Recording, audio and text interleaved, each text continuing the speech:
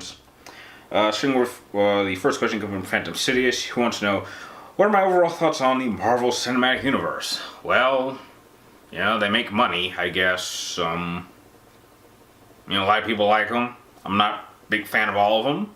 I did not see Endgame, and I'm probably not going to watch that for a number of years. And heck, moving forward, I'm not going to see any more of these. I stated this years ago that this last Avengers film was the last MCU movie I will ever watch until there is a hard reboot, which, heck, with the current line of movies that we have, chances are most of us probably won't live long enough to see that. Those are just my quick thoughts. Next question comes from Zack Tarf, and he wants to know, what do I think of the Clone Wars and what do I want to see in Season 7? Well, I think it's a decent Star Wars show. I'm certainly more fond of it than Rebels. And what do I want to see in Season 7? Well, I just want to see it lead into Episode 3. And, they could just repeat the same scene that they did with the Clone Wars animated show, where you have a scene where you have Obi-Wan Kenobi just coming back from a final mission, and they get a call saying Coruscant's under attack, and the Supreme Chancellor's been kidnapped by Count Dooku and General Grievous, and then they go on their way to Coruscant, and that leads us right into the film. Next question comes from Erik, and your question is, what changes do I want to see in Days Gone sequel, if they make a sequel, which I hope they do? What do I want to see? A much better collection of weapons. A much more focused and better paced story. And different locations. I think that we got to go out of Oregon, and I know it might be hard, but I think it's possible that we could still have an open world setting in a new location. I think we need to get away from Oregon, because I'm sure this virus went all over the place, not just this one central area. I liked the central area that we were in, but let's see some new environments.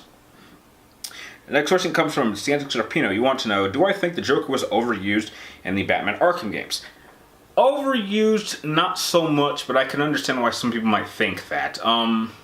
He was the primary villain in the first game. He was not really the main villain in Arkham City. His presence was definitely felt, and he definitely added to one of the key storylines, but I don't view him as the main villain in that one. And he certainly wasn't the main villain in Arkham Knight. And he was kind of... I think the only game I think it wasn't necessary for him to be in was probably Arkham Origins. I really hated what they did with Black Mask, the whole twist. It was working for me all up until that reveal. So I think that outside of Arkham Origins, I don't think the Joker was overused. But his presence was always felt, and I don't really view it as being overused. Next question comes from the Batman of Neo Gotham. You want to know, if I had the ability to travel through time, what period would I visit, past or future? Oh, that's easy. I would stay in the present, except I would go 10 years back, and I would give myself some advice to kind of avoid a few things, or to stay on certain paths that at the time I wasn't sure about. Or, heck, I would even probably just tell myself to, get a camera and start your YouTube channel much sooner than I eventually ended up doing. So, that's what I would do. Next question comes from Will Williams. You want to know, you heard of a possibility that George Lucas may be helping with Episode 9 of Star Wars. If that is true, what would I wait a second. Okay, this is weird. Okay, I gotta say this slowly because how you word this is just weird. If it's all true, would that make you watch it, or is it not enough? It's never enough. These movies are fucking garbage. They're not Star Wars films. I mean, anyone who thinks they are is just blind or ignorant. And I hate saying that because I don't mean to call you guys that, but I'm just sick and tired of hearing about this crap.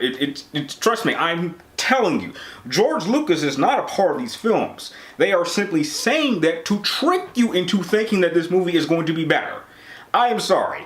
As horrible as these last two Star Wars films, not counting the side ones, have been, there was absolutely no way to come back from this. Disney has gone out of their way to systematically destroy every single aspect of Star Wars. And the reason that they are doing that is because they didn't write it themselves. I'm telling you guys, no one is gonna believe me, but I swear to you, within the next 10 to 15 years, Disney is gonna be so confident they're gonna want to remake the original films. I'm stating it right now because they know they don't agree with anything that they weren't involved in creating. So, why not just wipe everything clean and make up their own rules? I mean, they're already doing that now by pretty much making everything that came before Legends continuity. So, why not? Why not remake the originals? Might as well. You've changed all the rules. You've made so many inconsistencies that it makes it harder to even go back and watch the older films. That's how bad these films are. They make me just... I don't want to acknowledge them because it ruins my enjoyment of watching the other films. That's how bad they are. So, no, I do not believe for a second George Lucas is involved in any way. There's no way to save this franchise. Period. And the last question of the episode comes from Massacre Cinema. And this is not really a question. It's more of a hypothetical question, but it's not asking anything. And you wanted to know, if Orin have to fight a Jedi or Sith, who would it be and who do I think it'd win? The problem with this question is you're not asking me who he's fighting. You're asking me to pick someone, and I'm telling you, mixing Star Wars with Final Fantasy is a bad idea. So I would never even consider putting Orin against any Jedi or Sith. I mean, Orin is an undead spirit, and I have no idea if the Force is going to affect him in a sense. I don't know if the Force can affect Force ghosts or Force spirits. I know that there's some examples in which you can technically harm a Force spirit, but that's not what Orin is. He's an unsent spirit. He has some aspects of physicality because he can still take damage. He can get knocked out, but he's still dead. So again, I don't know how to answer this question because it's not really asking a genuine question. You're asking me to fill in the blanks, and that this is simply a fight I would never make happen. I don't know who I would put him up against, and I would never even consider putting him up against anybody. So I'm sorry, Masker, I can't answer your question. I'm sorry. And with that, those are all the questions that were sent in to me. I want to thank the 70 of you for sending them in, as well as the rest of you that sent in your questions that I answered in the comment section of the last video. If you guys have any more questions you'd like me to answer in next week's episode, be sure to type them in the comments down below. But make sure to get them in to me roughly around noon on Wednesday before I start filming the next episode and start working on it. And like always, I want to thank you guys for watching. You're awesome, and I will see you next time.